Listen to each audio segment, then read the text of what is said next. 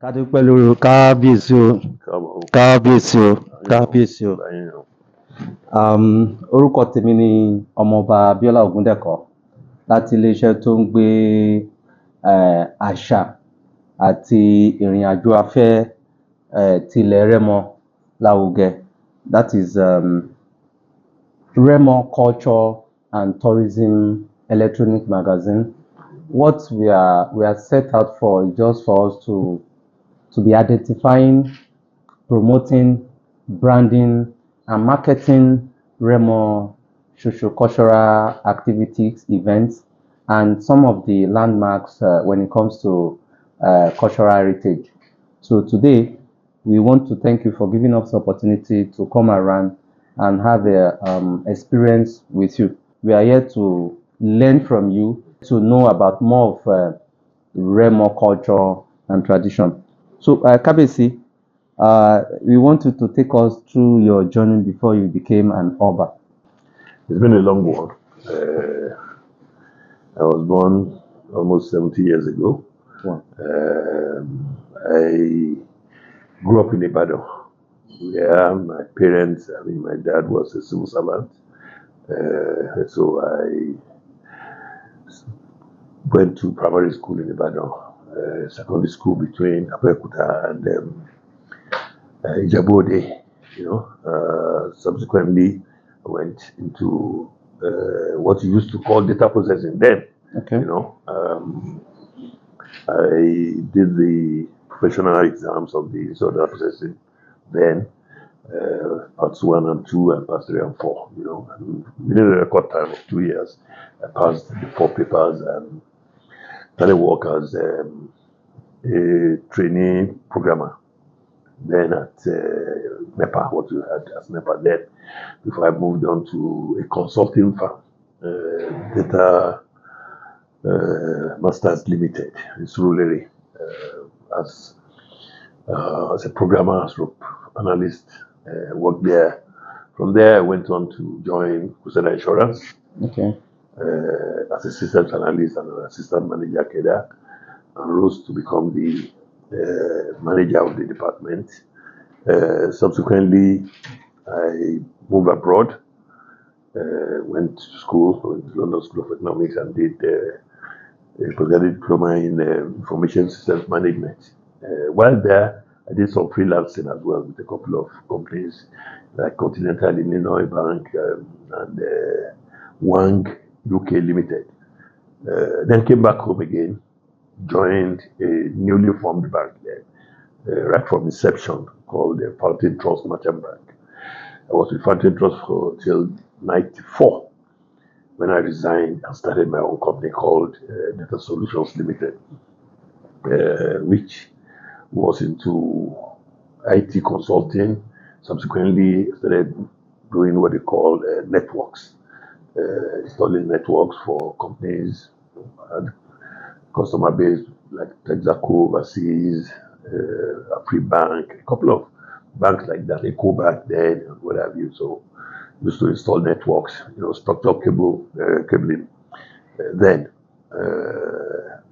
And then by 1999 thereabout, I started another company called Data Board Limited. Both were within the same office. Portfolio. Yes, that one was more involved in, it was a company that was Microsoft certified solution provider, so we are supporting Microsoft service all over the country then, because I've been being certified by Microsoft as a solution provider, and then started web development. At the time when people didn't even know what the internet was, we had started giving companies presence on the internet. That's by 2000, 2001, thereabout.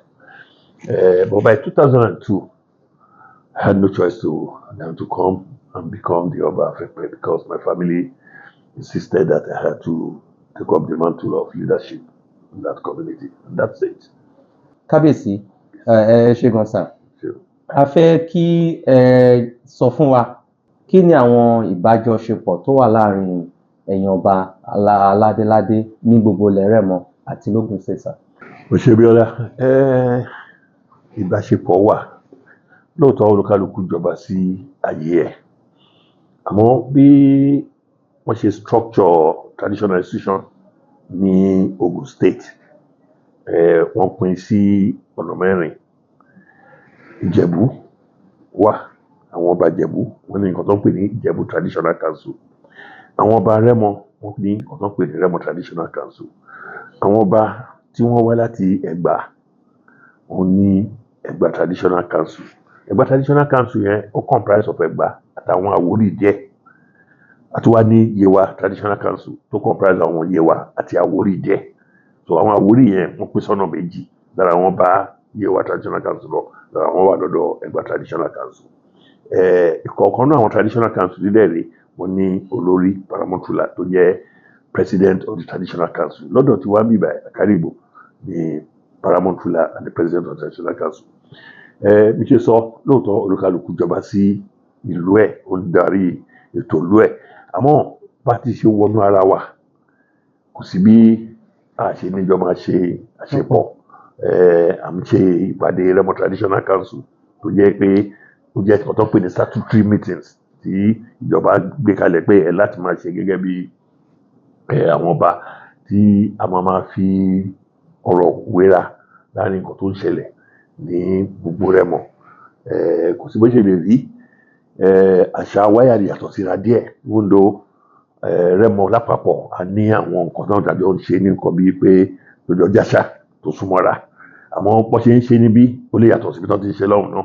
Ṣùgbọ́n bákan náà ni gbogbo adẹ́gbá ṣe sọ, bẹ́ẹ̀ ti ṣe sọ náà nípa àjọṣepọ̀, irú pé àwọn ìlú kan wà ní Rẹ́mọ tó jẹ́ pé wọ́n dúró papọ̀ ní irú Ṣàgámù báyìí, ìlú pọ̀ nù Ṣàgámù, bàtà máa dá Ṣàgámù lẹ̀, ìlú 13 ló dúró papọ̀, wọ́n ti jù bẹ́ẹ̀ lọ sí nítorí àwọn míì tó ti dìde.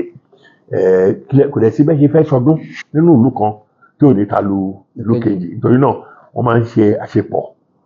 Tá bá fẹ́ ṣàgẹmọ́ sí báyìí, àwọn aláṣẹ yẹn á jókòó kó má bàa di pé wọ́n ṣe mí báyìí náà ó tún wọnú ara wọn. Wọ́n lè sọ pé kẹ́yìn ṣe lọ́sẹ̀ táwọn ṣe wọ́n jọ tó bẹ́ẹ̀, wọ́n jọ ń ṣàṣepọ̀ ní. A lè ní pé kí Ẹ̀pẹ́ ṣòro ń sìn kí Ṣàngó má ṣe, torí pé a ti wọnú ara wa. Nítorí náà wọ́n á jọ dá ìgbà kan náà tó máa ṣọdún orò ní gbogbo Ṣàgámù. Gbogbo oríṣiríṣi bẹ́ẹ̀ yẹn ni àjọṣepọ̀ tó wà ní àárín wa. Ẹ ṣé kábíyèsí, ẹ ṣé gan. A fẹ́ kẹ́ tún fi òye yé wa, kí ni àwọn àṣà àti èrò ìrìn àjò afẹ́, that is culture and tourism, that we can actually lay claims when it comes to Rẹ́mọ or Ẹ̀pẹ́ Kingdom? Ó pọ̀ bí ṣe sọ lẹ́ẹ̀kan, pọ̀ nú àwọn ìlú Rẹ́mọ àjọ ń ṣe irú àṣà kan náà la ní.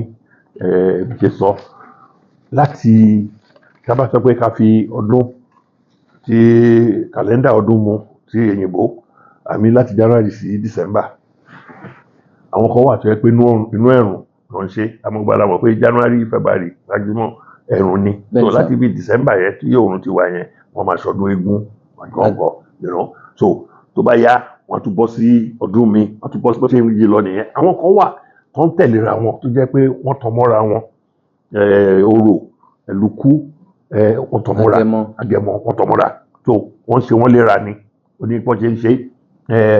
Bí ẹ ṣe sọ, gbogbo àwọn ọdún yìí náà ó dàbí pé púpọ̀ nù mi rò pé máa rí ilẹ̀ Rẹ́mọ kan tán ti ń ṣe. A tún ṣe ètò ń pè ní Balùfọ̀n. Balùfọ̀n yẹn àwọn obìnrin ló pọ̀ jù nínú ẹ̀, múndo ní ọ̀dọ̀ tí wá ń bì ló sí ni bí ó dàbí olóòtú Balùfọ̀n ọdún ló sí gangan ni. Àmọ́ tó bá ń ṣọdún àwọn obìnrin ló máa jó, tó máa lùlù, tó máa ṣe níbẹ̀. Ọba kan máa gún wà láti ṣe pé bí ìgbà tó jẹ́ pé wọ́n ń dá ọba lára yá, ànáwó fún wọn ní nǹkan tó lè fún wọn. So àwọn ọdún yẹn lọ bẹ́ẹ̀. Gbogbo àwọn ọdún yìí náà la lè fi sí under tourism, because nígbà táwọn èèyàn bá dìde ń bì wọ́n mú ọkọ̀ tó lọ sí Brazil lọ́wọ́ àwọn wo carnival. Kí ni carnival? Ìbáwọn èèyàn kọ́ costume náà wọ̀. Eégún tiwa ó fẹ́ ju carnival lọ. Kò ní tẹ́ bá wo costume eégún, oríṣiríṣi aṣọ, oríṣiríṣi colours tó colourful níbi tẹ́ bá wo ọdún eégún tó dùn níbi tẹ́ bá inú yẹn á dùn wọ́n jó wọ́n ṣe gbogbo yẹn náà ara tourism ni àwa la gbé lárugẹ dé ibẹ̀ so lóòótọ́ àwọn ìkọ̀ọ̀kan ọdún kọ̀ọ̀kan wà tá à ń ṣe tí ò kì í ṣe ọdún ìdánilárayá orò ṣe ìdánilárayá ẹ̀lùkò ṣe ìdánilárayá àwọn yẹn wọ́n ní nǹkan tó ń ṣe nílùú bí ìgbà tí wọ́n fi ń gbá ibi kúrò ní ìlú ni àmọ́ ọdún bíi Agẹmọ ọdún bíi eégún ọdún bíi Bálùfọ̀n gbogbo àwọn ọdún yìí náà ló yẹ ká lè ṣe under tourism ìyẹn dúró bẹ́ẹ̀ a tún wá ní àwọn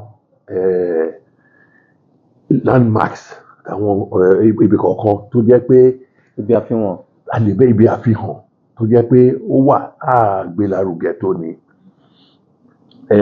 ní ọ̀dọ̀ ẹ̀wà lẹ́pẹ̀ kọ́tẹ́ ìbò ń pè ní moat ó wà ń bẹ̀ tó dàbí pé ẹ bá débẹ̀ ṣe lẹ máa rò pé àwọn èèyàn wo ló gbẹ́ kòtò yìí sí bíbáyìí níjọ́ yẹn lọ́hùn wọ́n fi ṣe bí ó di ìlú ni torí pé tí ogun bá ń bọ̀ tó bá débẹ̀ kòtò yẹn tó bá wọnú ẹ̀ àti gun padà wà máa yọ padà ní torí nísìnyí gan tábà kó àwọn tó máa lọ ró sí pé kí wọ́n tẹ̀ ró bẹ̀ àti ró bẹ̀ digi àfi tó bá di nǹkan mú torí wọ́n máa yọ padà wálẹ̀ ni so ó yí wà mẹ́ẹ̀dẹ̀ ní even though wọ́n ti sọ di oko rọ́bà àmọ́ wọ́n fi àwọn òbí kan lẹ̀ mẹ́ tó jẹ́ pé wọ́n bóyá àwọn èèyàn ò mọ̀ ní o èmi tèmi mọ̀ mo dẹ̀ ń gbọ́ pé a gbọ́dọ̀ rí èèyàn kan kó débẹ̀ kan lọ bàjẹ́ torí pé ó ti wà 1872 la kúrò lọ́hùn tá wá sí ibi tá à ń pè ní Ṣàgámù lẹ́nìí ó ti wà ń bẹ̀ before 1872 ìyẹn dúró bẹ́ẹ̀ níbẹ̀ náà a ní yàtọ̀ sí gbogbo bó ṣe wá igbó tì nǹkan tó wà níbẹ̀ fún wọn fọwọ́ kan torí ìṣẹ̀lẹ̀ àsọ fún wọn pé wọ́n ṣe lè gbé rọ́bà tó ẹ má dé igbó sí ẹ má dé igbó tó wọ́n fi bẹ́ẹ̀lẹ̀ láàárín oko rọ́bà yóò dá dúró ni. àwa ní omi kan tó jẹ́ pé omi yẹn àwọn ẹ̀pẹ̀ ní ìgbàgbọ́ pé òun ni ìyá àwọn ló di omi fún wọn mu láyé àtijọ́ nígbà tí ìyàn mú torí náà ọdọọdún ló ń lọ síbẹ̀ tí wọ́n lọ ń bọ ìyá yẹn omi yẹn wà bẹ́ẹ̀. àdúgbò ìbò nìyẹn wà sà. ó wà ní oko rọ́bà bẹ́ẹ̀. oko rọ́bà. torí gbogbo omi tá à ń pè lóko rọ́bà yẹn pọ̀ dùnú ẹ̀ láàrin Ṣàgámù àti Ìkẹ́nnẹ́ ní ìsọ láti Ìkẹ́nnẹ́ lọ láàrin Ṣàgámù àti Ìkẹ́nnẹ́ èyí tó pọ̀ dùnú ilẹ̀ Ẹ̀pẹ̀ ni. ilẹ̀ Ẹ̀pẹ̀ ló pọ̀ dùnú bẹ́ẹ̀ nítorí gbogbo yẹn ló wà nínú oko rọ́bà yẹn a dẹ̀ ń lọ síbẹ̀ lọ́dọọdún wọn di wa lọ́wọ́.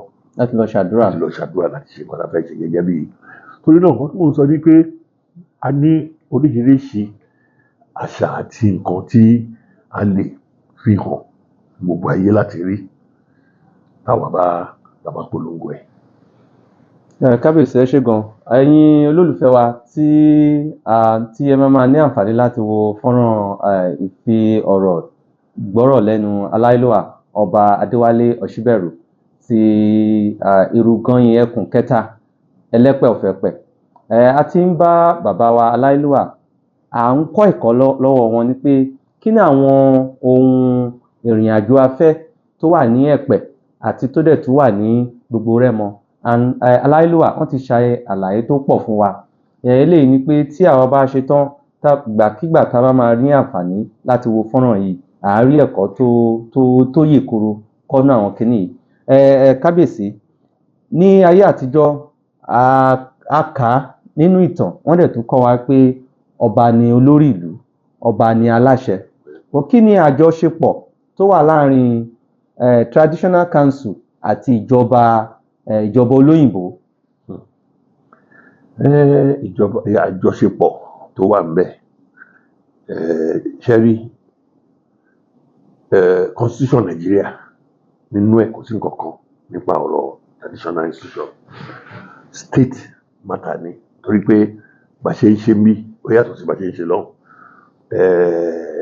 Ogun state laws chieftaincy laws chiefs law ìyẹn wà tó sọ bí ọ̀rọ̀ ọlọ́bàdé ṣe jẹ́ ó dẹ̀ sọ àwọn iṣẹ́ tí ìjọba tán fún àwọn ọba láti ṣe nípa ọ̀rọ̀ bíi preservation of culture àmọ́ yàtọ̀ sí yẹn there are traditional functions tó jẹ́ ti ọba Okay. even though wọn kọ sílẹ̀ nínú ìwé pé iṣẹ́ wọn ni onílé ò ní jẹ́ kí ìlú ẹ̀ bàjẹ́. Bẹ́ẹ̀ni sà. So irú ọ̀rọ̀ security àwọn ọba wọn mú ní Òkúndùndùn. wọn mú gidi gan. Ndondo wọn ò ní àṣẹ officially lórí ẹ̀. Bá pe DPO á fi respect dá wa lóhùn àmọ́ mi ì lè pàṣẹ fún ó máa lọ gbàṣẹ lọ́dọ̀ commissioner àti ọ̀dọ̀ IG ni níbi tí n bá agbára tí ọba ní àwọn èèyàn ló fún wa ní agbára yẹn kì í ṣe constitution kì í ṣe ìwé. Tí nǹkan bá ṣẹlẹ̀ láàrin ìlú sí tí máa sọ fún èèyàn kan pé báyìí ni kò ṣe má débẹ̀ tó bá débẹ̀ kí ni mo lè ṣe fún kí mo lè fọlọ́pàá mú mi ò lè ṣe kọ́kọ́ fún àmọ́ kò ní débẹ̀ torí pé bó bá ti ń ṣe làwọn èèyàn máa pariwo pé nǹkan tí kábíyèsí ní pé kó má ṣe ìyẹn ni pé power yẹn àwọn èèyàn ló gbélé wa lọ́wọ́ àwọn èèyàn wà ní so ọ̀rọ̀ yẹn ó nídìí pé kí wọ́n yẹ̀ wò torí pé nǹkan tí à ń pè ní democracy term practice traditional institution àfisùn náà ní ẹ bá wo democracy kò uniform all over the world. Bẹ́ẹ̀ni sà. Democracy tó ń practice ní UK ó yàtọ̀ sí America yàtọ̀ sí France àbí Bẹ́ẹ̀ni yàtọ̀ sí so kì í ṣe tiwa náà máa kọ̀ mú kan tiwa náà láti yàtọ̀ láti máa rí ẹ̀ papọ̀ àwọn èèyàn wa à ń practice democracy yẹn bí ìgbà tí à ń fi culture practice ẹ̀ à ń fi culture mi rò pé ẹgbẹ́ nǹkan tí mo ń sọ sí. Bẹ́ẹ̀ni Alayeluwa. So ẹ máa rí nítorí nínú culture wa àbọ̀wọ̀ fólórí gan constitution kò sọ nínú ìbí náà mi kọ́kọ́ síbẹ̀ pé láti dọ̀bálẹ̀ fún president àbí kò dọ̀bálẹ̀ fún governor kò sínú constitution but culture wa ní pé tó bá dọ́dọ̀ ọba wà dọ̀bálẹ̀ torí olórí ni so táwọn èèyàn náà bá rí governor wà dọ̀bálẹ̀ kò sí nǹkan tó ní kò dọ̀bálẹ̀ fún kò sí nǹkan tó ní kò dọ̀bálẹ̀ fún president so àti mú culture àti mú mọ́ practice democracy but officially mo rò pé ọ̀rọ̀ tí mo sọ yìí. Bẹ́ẹ̀ni kábíyèsí. So àwọn ibi tí ọ̀rọ̀ wà nìyẹn ìjọba ló máa ń sọ nǹkan tí ibi tí ọba lè rìn dé nǹkan tí mo sọ nìyẹn pé nípa ọ̀rọ̀ pé àjọṣepọ̀ tó wà yes nínú chiefs law àwọn ọ̀rọ̀ ti wà bẹ́ẹ̀ bá ṣe lè ṣe àwọn ẹ̀rọ àmọ́ at the same time government máa sọ pé ẹ lè ṣe báyìí àbí ẹjọ́ ṣe báyìí àbí tí problem bá wà nù wọ́n á pè àwọn ọba torí wọ́n mọ̀ pé ẹ̀yin lẹ súnmọ́ àwọn èèyàn yín jù wọ́n á pè ẹ bá wọn sọ̀rọ̀ ẹ bá ṣe oríṣiríṣi bẹ́ẹ̀ náà ní iṣẹ́ tó bá ń ṣe. Kábíyèsí ẹ̀yin la máa rí bá ẹ ṣeun gidigidi pẹ̀lú àsìkò tẹ́ fi sílẹ̀ fún wa kó tó di pé a máa mú ètò yìí wá sí òpin ọ̀rọ̀ méjì kan ó tún wà tí a fẹ́ kẹ́ bá yànnàná ẹ̀ ìyẹn ni pé kí ni akitiyan yín lórí ìdàgbàsókè àti ìrónilágbára fún àwọn ọ̀dọ́ ìlú Ẹ̀pẹ́ àti Rẹ́mọ generally pẹ̀lú àwọn obìnrin kí ni àwọn akitiyan tẹ́ ti ń ṣe tó yẹ pé ẹ lè sọ fún wa ẹ dẹ̀ tún lè gba àwọn ọ̀dọ́ ilẹ̀ Rẹ́mọ pẹ̀lú àwọn obìnrin wa ní ìyànjú pé ẹ ní sùúrù ọ̀la máa dáa. Ẹ ṣe ṣe rí ọ̀rọ̀ àwọn ọ̀dọ́ ọ̀rọ̀ tó lágbára ni torí pé níbi tí a wà yìí ọ̀dọ́ pọ̀ ju àgbàlagbà lọ àmọ́ ìlú rọ̀gbọ̀ kò síṣẹ́ kò sí àwọn tó kàwé a bá pe ọmọ a bá wọn sọ̀rọ̀ ẹ lọ kàwé yín ẹ lọ ṣe àwọn tó jáde wọn ríṣẹ́ òde wàhálà tiwa tó bá dé ọ̀dọ̀ mi báyìí lójúmọ́ náà mú CV wá wọ́n máa ṣàlàyé fún wọn pé wọ́n mú CV sílẹ̀ ìwọ ló máa rí ibi tán ti ń fẹ́ gbàyàn tí mo lè wà àǹfààní wà tèmi máa wá ràn ẹ́ lọ́wọ́ àmọ́ nígbà tí mo bá jókòó báyìí sí tí wọ́n mú tiẹ̀ wá mo mú fẹ́ pè ẹ̀yin nìkan lọ ṣiṣẹ́ ìrọ̀ fún mi tí a bá ṣiṣẹ́ kábíyèsí o wọ́n gbà yàn bí kan báyìí o ẹjọ́ ó ṣẹlẹ̀ mọ́ àwa ẹni tó mọ̀ yàn àfi síbẹ̀. àmọ́ nǹkan tí ó wà bẹ́ẹ̀ ni pé bí ṣe sọ àwọn ọ̀dọ́ ti pọ̀ rẹpẹtẹ. Tá bá tún wá mú àwọn ọ̀dọ́ a tún lè pè wọ́n sí ìpele àwọn tó kàwé jáde ní yunifásitì àti higher institution tí wọ́n ti serve tán ríṣẹ́. Àwọn yẹn inú wọn ń retí pé àwọn á rí iṣẹ́. Bẹ́ẹ̀ni sà.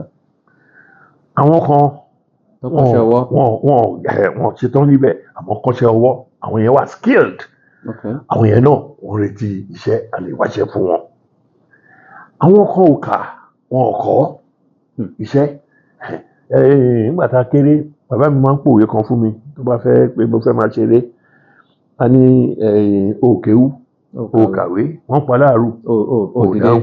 So ẹni tí òkèwú tí ò kàwé aṣáláàrú tí ò bá fẹ́ ṣaláàrú tó lóun fẹ́ ló ọ̀rọ̀ àwọn náà lọ ń ṣe lọ́lọ́ ń fo ẹ̀yọ̀ sówó lọ́lọ́ ń ṣe oríṣiríṣi bẹ́ẹ̀. Torí náà oríṣiríṣi a máa ń bá wọn sọ̀rọ̀. Ń ṣe sọ ó dùn sọ wípé lọ ṣiṣẹ́ oko. Iṣẹ́ oko ò rọgbọ́n bẹ́ẹ̀.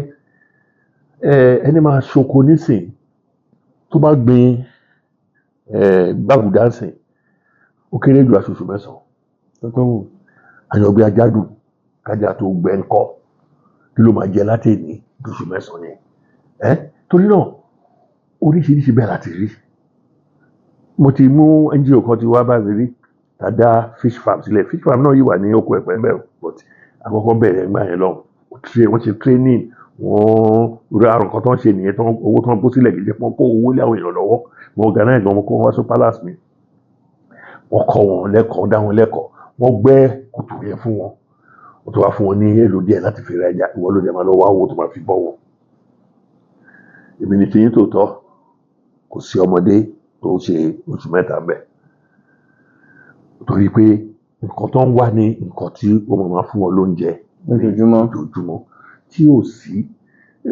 Ọ̀rọ̀ tó wà lẹ́yìn lágbára gan torí mo jókòó mo rò ni. Ẹni bá máa ṣerú yẹn wá nǹkan tó máa fi jẹ títí di ìgbà yẹn. Torí ẹ̀ ló ṣe jẹ́ pé àwọn tó ti ṣiṣẹ́ bí retired teacher retired kìnìún àwọn náà lè ṣerú àwọn nǹkan yẹn torí wọ́n gba pension bí kan tí yẹn ń bọ̀ wọn. Wọ́n á wá owó díẹ̀ wọ́n máa fi ṣèbí lọ. Tó bá jẹ́ pé owó tí wọ́n kó fún ẹyẹ náà ló máa fi jẹun ló máa fi bọ́ ẹja ara ẹ ló máa kọ́ bọ́ oko tó bẹ́jà o. So gbogbo wàhálà yẹn wà bẹ́ẹ̀ tá a rí. Àmọ́ give up à ń bá àwọn èèyàn sọ̀rọ̀ bó ṣe wà lè iṣẹ́ fún wọn à ń ronú gbogbo àlẹ́ mẹ́ta kárígbò jókòó. Àwọn tí a lè fi sẹ́nu iṣẹ́ ká wá bá ṣiṣẹ́ táwọn fún wọn. Àwọn tá a lè fi ṣiṣẹ́ ká wá ibi tó ti lè kọ́ iṣẹ́ wọ́n lè ṣe sùúrù. Àmọ́ ètò pọ̀ jù nú ẹ̀ ní ká lè máa bẹ̀ wọ́n sùúrù láyé gbà kí wọ́n máa kánjú. Nǹkan lè burú lénìí but tí wọ́n bá ti give up wáyé lè oríṣiríṣi kó bá ti rò pé eléyìí parí wo ọ̀rọ̀ yìí ti dágbà jẹ́ lọ ṣe tó wù mí. Torí náà a máa bá wọn sọ̀rọ̀ bẹ́ẹ̀ náà ni. Alayeluwa ẹ ṣé gan ní àfikún àti ká tó mú àsìkò yìí wá sí ìparí. A ti gbọ́ a dẹ̀ ti kà a dẹ̀ ti ń rí lọ́dọ̀ àwọn elétò wípé ìkójọpọ̀ alákọ̀ọ́kọ́ rú ẹ̀ tó máa ṣẹlẹ̀ ní ilẹ̀ Rẹ́mọ tí à ń pè ní the maiden edition of the Rẹ́mọ Day celebration tí ó máa wáyé ní between December 24 to 27. A fẹ́ kẹ́ sọ fún wa díẹ̀ kí ni káwọn èèyàn máa retí even though a mọ̀ pé àwọn elétò ìgbìmọ̀ wà tí wọ́n ń ṣe bọ̀ láàrin ẹ̀yin ọba because tí ẹ̀yin ọba tí ẹ̀ bá fi ọwọ́ sí tí ẹ̀ bá fi àdúrà tọ̀ wọ́n lẹ́yìn kò ní ṣe báyẹn. A dẹ̀ ti rí ní ọ̀pọ̀ ọgbà tí wọ́n sọ pé wọ́n máa kó gbogbo àwọn ọmọ Rẹ́mọ nílé lóko ní òkè òkun tí gbogbo wọn máa wálé. Kí là ń gbèrò láti ṣe láti rí. Ṣe rí lára nǹkan tí ó bí ọ̀rọ̀ tẹ́ sọ yìí ni pé ẹ bá wo ilẹ̀ Rẹ́mọ ìlú kọ̀ọ̀kan wọ́n máa ń ṣe ọdún Ṣàgámùdé Kẹ̀nẹ́ Erékèdè Ìpẹ̀rù Akẹ̀sán Ìṣàrà Àpọ̀tẹ́mọdé Ògbọ́ọlá Ìpara gbogbo ẹ̀ bẹ́ẹ̀. Àmọ́ àwọn ọmọ wa tó wà lóyè òyìnbó àwọn kóra wọn jọ wọ́n ní àwọn ń ṣe Rẹ́mọ association Rẹ́mọ wọ́n á invite wa àwa bá a lọ láti bí àlọ́bà wọn ṣe ti Rẹ́mọ lọ́hùn. Wọ́n wá wà nù bẹ̀ wọ́n tóra wọn sí ìlú yẹn nínú hall kan náà. Okay. Àwa ò ṣe yẹn débi. Okay.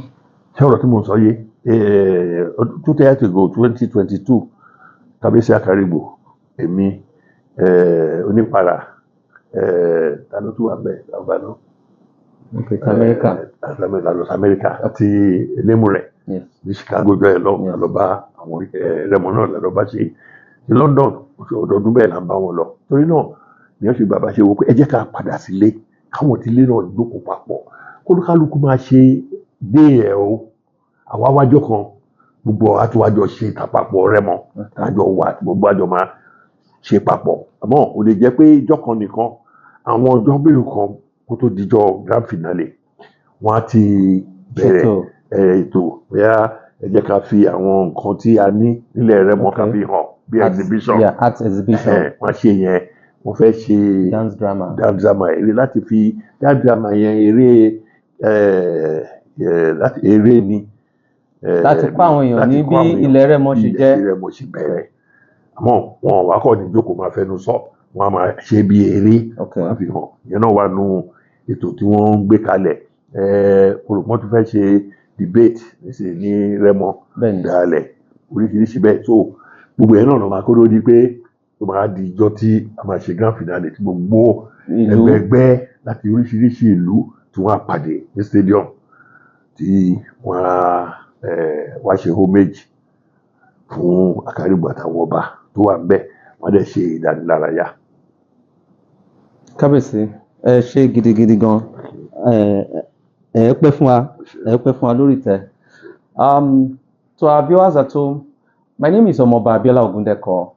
We are here to discuss, to learn from His Royal Highness Ọba Adewale Osiberu, Erugoyin Ekun 3, Elepe of Epe.